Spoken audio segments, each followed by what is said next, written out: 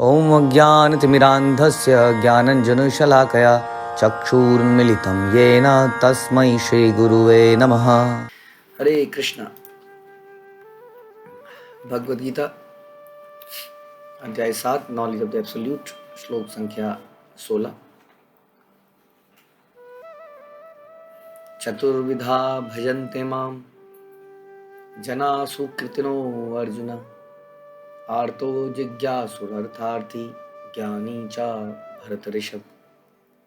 हे भरत श्रेष्ठ, 4 प्रकार के पुण्यात्मा मेरी सेवा करते हैं।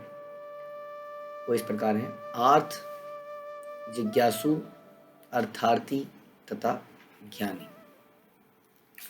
तो इसके पिछले श्लोक में हमने सुना था कि 4 प्रकार के लोग भगवान के पास नहीं आते हैं।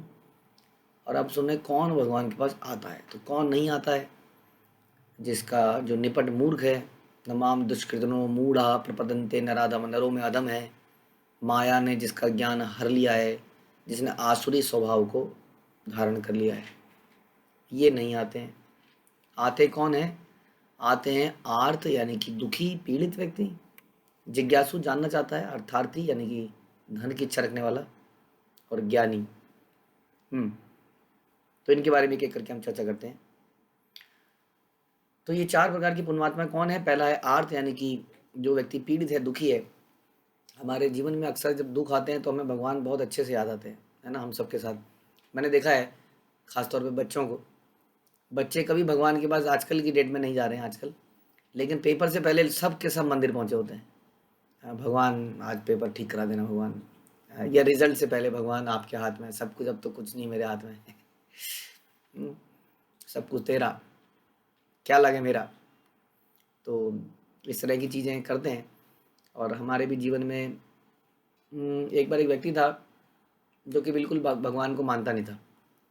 तो उसने एक बार हमें बुलाया अपने, उसके घर में कोई फंक्शन था। तो क्या था कि उसके घर का, उसके दुकान का उद्घाटन था। तो जब घर में वहाँ पे गए तो देखा कि वहाँ पर उसने पूरी पूजा पाठ का व्यवस्था कर रखी है। तो हमने कहा ये क्या है, ये कैसा, आप तो मानते नहीं। उसने कहा देखिए यार, बहुत बड़ा काम हो रहा है, यहाँ पे दुकान खुलने वाली है, अगर कोई कहीं पर बाई चांस है तो उसको खुश कर दो आज।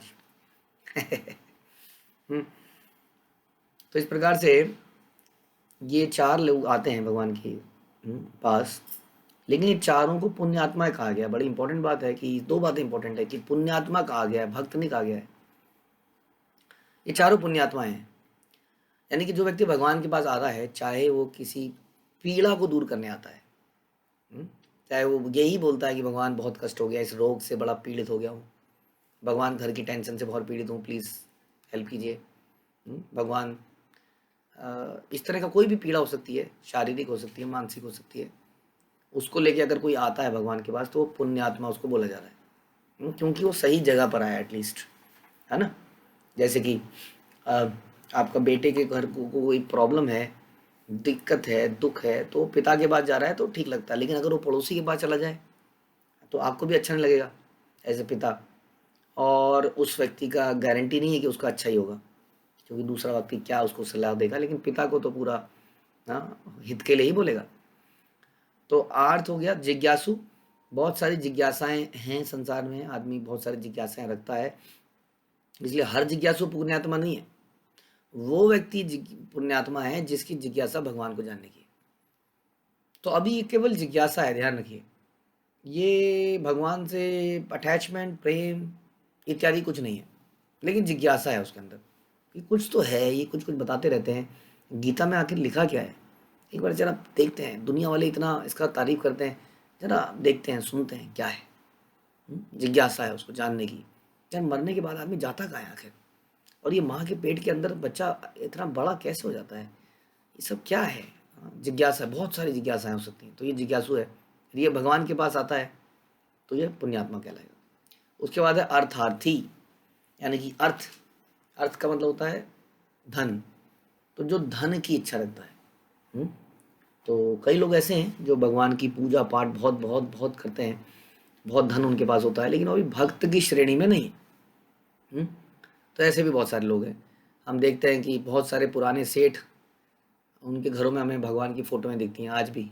कई बड़े बड़े धनी लोगों के पास वो भगवान को मानते हैं, कृष्ण को मानते हैं, अर्थार्थी हैं, लेकिन उनको लगता है कि जब तक भगवान खुश रहेंगे तब तक मेरे पास धन रहेगा। तो मुख्य उद्देश्य उनका धन की प्राप्ति है, धन की मेंटेनेंस है, इसलिए वो भगवान की पूजा करते हैं, भगवान के पास जाते हैं, सेवा करते हैं। ये पुण्यात्मा है। और फिर है ज्ञानी। ज्ञानी व्यक्ति कौन है? ज्ञानी व्यक्ति को पता चल गया है ये जीवन मिथ्या है, यहाँ कुछ नहीं है, ये जन्म मृत्यु जरा व्याधि है, वास्तव में ये सच्चाई है।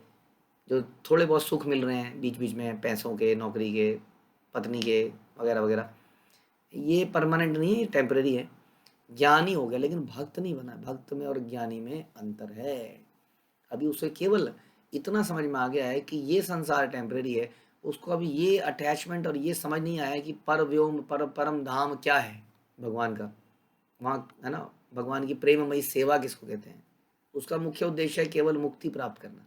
ज्ञानी हो गया ना, ज्ञानी लोग मुक्ति चाहते हैं या भगवान में मिल जाना चाहते हैं।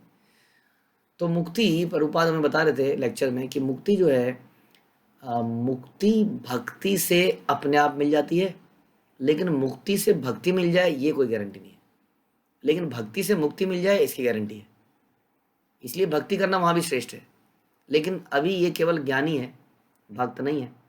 ये भगवान के पास आता है, कैसे आता है, क्या करता है, ये प्रभुपाद अपने तात्पर्य में बहुत सुंदर से लिख रहे हैं। तो ये 4 प्रकार की पुण्यात्मा है। पहला तो समझना ये पड़ेगा कि ये पुण्यात्मा है, दे आर गुड पीपल। इन लोगों को वास्तव में हमें बोलना चाहिए दे आर, ये थोड़े सभ्य लोग हैं, क्योंकि जानते हैं एटलीस्ट कि किससे मांगना है। फिर ये भक्त कैसे बनते हैं, यहाँ बता रहे हैं कि सारे लोग भिन्न अलग अलग परिस्थितियों में आते हैं। ये शुद्ध भक्त तो नहीं है, शुद्ध भक्त नहीं कह सकते इनको। भक्ति कर रहे हैं, भगवान को मान रहे हैं, लेकिन बिकॉज ऑफ दीज रीजंस, इनकी कुछ हेतु है, अहेतु की भक्ति नहीं है। शुद्ध भक्ति किसको कहते हैं हम? जिसमें अन्य अभिलाषिता शून्यम, ज्ञान कर्मादि अनावृतम। ज्ञान कांड, कर्म कांड सब केवल विषय भांड समझ में आ गया है, कोई और इच्छा नहीं है। अन्य अभिलाषिता शून्यम, और वो भगवान की सेवा करना चाहते हैं जैसा कृष्ण की इच्छा है। इसको कहते हैं हम शुद्ध भक्ति। लेकिन इन लोगों के अंदर अब ये अर्थ की, अपनी प्रॉब्लम को सॉल्व करने की जिज्ञासा है, ज्ञानी है, कुछ ना कुछ हेतु है, इसलिए ये आ रहे हैं, इसलिए शुद्ध भक्त नहीं है। जब ये 4 प्रकार के लोग परमेश्वर के पास भक्ति के लिए आते हैं और शुद्ध भक्त की संगति से पूर्णतया शुद्ध हो जाते हैं, तो ये भी शुद्ध भक्त हो जाते हैं। तो there is a great chance कि ये लोग भक्त बन जाएं, और हमने ऐसा होते हुए देखा है। जो लोग भगवान की किसी भी तरह से भक्ति में लगे हैं, धीरे धीरे धीरे यदि वो किसी भक्त की संगति कर लेते हैं, यहाँ लिखा है प्रभुपाद ने, यदि वो किसी भक्त की संगति में आ जाते हैं जो कि शुद्ध है, जिसके अंदर ये सारी प्रॉब्लम नहीं है, हाँ, कि वो कुछ अपनी प्रॉब्लम सॉल्व करना चाह रहा है, धन कमाना चाह रहा है इत्यादि, ऐसे भक्त से अगर ये एसोसिएट कर लेते हैं तो ये भी शुद्ध भक्त धीरे धीरे बन जाते हैं। लेकिन जो बाकी लोग हैं, जो धन के लिए किसी व्यक्ति के पीछे, किसी पॉलिटिशियन के पीछे जा रहे हैं, ये टेंडर दिला देगा, लाइसेंस दिला देगा, तुम ही हो माता, तुम ही हो पिता, पिता तुम्हें, किसी पॉलिटिकल लीडर को पूछ रहे हैं, कोई किसी एक्टर को पूछ रहा है, कोई किसी इन्फ्लुएंशियल आदमी को पूछ रहा है, हाँ, इत्यादि इत्यादि। तो ये लोगों का तो कुछ नहीं हो पाएगा। इस बता रहे हैं कि दुष्टों का जहाँ तक प्रश्न है, उनके लिए भक्ति बड़ी दुर्गम है। जैसे पहले के श्लोक में बताया, तो 4 तरह के लोग, उनके लिए भक्ति बड़ा मुश्किल काम हो जाता है, क्योंकि उनका जीवन तो स्वार्थ, निरुद्देश्य है, स्वार्थ से भरा हुआ है, कोई उद्देश्य नहीं उस जीवन का, केवल जानवर जैसा जीवन जीते हैं। तो जो लोग हमेशा सदैव सकाम कर्मों में व्यस्त रहते हैं, वो संकट के समय भगवान के बाद आते हैं और शुद्ध भक्तों की संगति।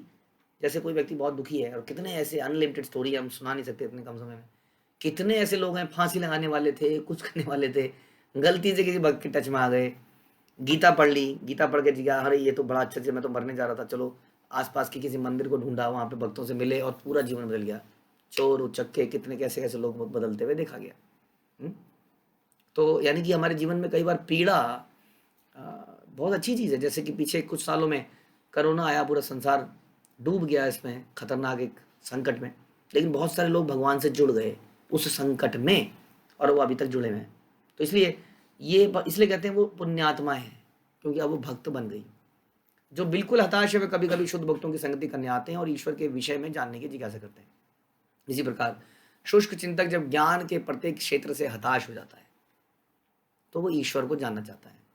कई बार logic logic logic logic logic logic, हाँ, बहुत सारे ज्ञानी हैं संसार में जो डिबेट्स कर लेते हैं गीता के ऊपर, घंटों घंटों डिबेट कर लेते हैं, हाँ, लेकिन वो डिबेट ज़्यादा दिन, वो सुख ज़्यादा दिन चलता नहीं है। हाँ, वो सुख ज़्यादा नहीं चलेगा। ये जो ज्ञान का सुख है, हम देखिए हमें अपनी डिग्रियों के प्राप्त होने पर बड़ा सुख हुआ, लेकिन वो सुख ज़्यादा दिन नहीं रहा ना। आप में से कई लोगों के पास बड़ी बड़ी डिग्रियाँ होंगी, ज़बरदस्त, भारत की बड़ी से बड़ी डिग्रियाँ हो सकता है आप लोगों के पास हों, लेकिन अब उन डिग्रियों का सुख नहीं महसूस होता है हमें, है ना। क्योंकि ये सब ज्ञान और ये जो अहंकार, प्राइड, ये सब जो सुख हैं संसार में, ये कुछ ही समय तक रहते हैं, उसके बाद इनसे सुख मिलता नहीं है। ये गन्ने में से निकाला हुआ रस के जो छिलके हैं वैसे हो जाते हैं, उनको हम चबाए जा रहे हैं, पुनः पुनः चविता चविना नाम, कि उनमें से रस निकलेगा, लेकिन रस तो निकल चुका है। इसलिए वो अंत में कई बार भक्ति के रस में आते हैं। तो कुल मिलाकर जब आर्थ, जिज्ञासु, ज्ञानी और धन की इच्छा रखने वाले समस्त भौतिक इच्छाओं से मुक्त हो जाते हैं, तब वे भली भांति समझ जाते हैं कि भौतिक आसक्ति से आध्यात्मिक उन्नति का कोई सरोकार नहीं है। ऐसा नहीं है। कई लोग कहते हैं नहीं नहीं, अब भक्ति करनी है तो उसके लिए भी तो धन चाहिए ना, उसके लिए भी तो ये चाहिए ना, उसके लिए भी तो ये, ऐसा नहीं है। It is not a pre condition कि ये होगा तभी भक्ति कर पाएंगे। तो ये समझने की बात है। इसलिए कई लोग ऐसा भ्रम बना लेते हैं और कई बार वो लोग फिर भक्ति में आते ही नहीं है।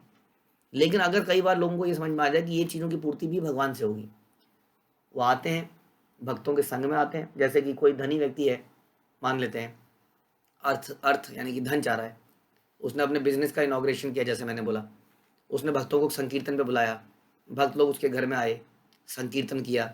अब संकीर्तन करते करते उसके हृदय में बड़ा इच्छा सी जागृत हो गई, बहुत आनंद आया। उसने कहा, प्रभु जी ये कीर्तन की कोई कैसेट या सीडी मिल सकती है? तो कैसेट सीडी मिल गई। अब उसने दुकान पे चलानी शुरू कर दी। अब कभी कभी भक्तों ने बड़ी चतुरता से उस सीडी के अंदर एक आध लेक्चर डाल दिया, उसने थोड़ी देर वो सुन लिया, उसको बड़ा अच्छा लगा, क्योंकि सुकीर्तन, क्योंकि वो पुण्यात्मा है। अब उसने कहा तो बड़ा अच्छा है, सुनने को और मिलेगा। बोला हाँ जी देखो यूट्यूब चैनल है, इसमें जाके सुन लीजिए, बहुत बढ़िया है। उसने सुनना शुरू किया। अब उसके अंदर और जिज्ञासा बढ़ी। अब उसने कहा, अरे भगू जी आप क्या क्या करते हो बताओ? तो बताया जी ऐसे हम तो संकीर्तन करते हैं, हम प्रसाद बांटते हैं, हम पुस्तक वितरण करते हैं, हम ऐसे ऐसे उत्सव मनाते हैं। तो उत्सव में गाना, उत्सव में आ जाऊँगा जी। अब उत्सव में आया, आते आते आते आते आते एक से करके भक्त बन गया। तो ऐसे अनेक एग्जाम्पल हैं।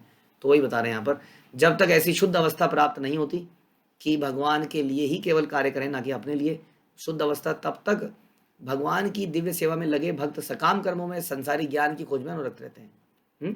अतः शुद्ध भक्ति की अवस्था तक पहुंचने के लिए मनुष्यों को इन सबको लांघना पड़ेगा। कौन किसी को लाना पड़ेगा? अपनी पर्सनल बेनिफिट्स को लांघना पड़ेगा। लेकिन ये करने के लिए हमें शुद्ध भक्त की संगति करनी पड़ेगी, जो जिसके अंदर ये लालसाएं समाप्त हो गई। तो ये इस श्लोक का अंदर मतलब था। हमें इसलिए कोशिश हम लोग करते हैं अक्सर कि लोगों को किसी तरह से जोड़ दें डोनेशन के माध्यम से, क्योंकि एक बार धन दे देता है तो जुड़ जाता है ना, चाहे उसके अंदर कोई इच्छा भी क्यों ना हो कि बदले में उसका कुछ डबल हो जाएगा, वटेवर। और अगर कोई दुखी हमारे पास आता है तो हम ये नहीं कहते पहले 16 माला करो तो तुम्हारे सवालों का आंसर करेंगे। हम कई बार संसार में लोगों से मिलते हैं, उनसे बातचीत करते हैं, उनकी प्रॉब्लम को सॉल्व करते हैं। कई लोग आते हैं मंदिरों में इस तरह की चर्चाएं करने, दुखी होते हैं, और ऐसे बहुत लोग मिलते रहते हैं। तो हमारा ये कर्तव्य है भक्तों का, जो शुद्ध भक्त बन गए हैं, कि ऐसे लोगों को पुण्यात्माएं समझें, क्योंकि वो भगवान के पास आए, और उनकी मदद करें ताकि वो एक शुद्ध भक्त बन सके। हरे कृष्णा। श्रील प्रभुपाद की जय, भगवद गीता की जय।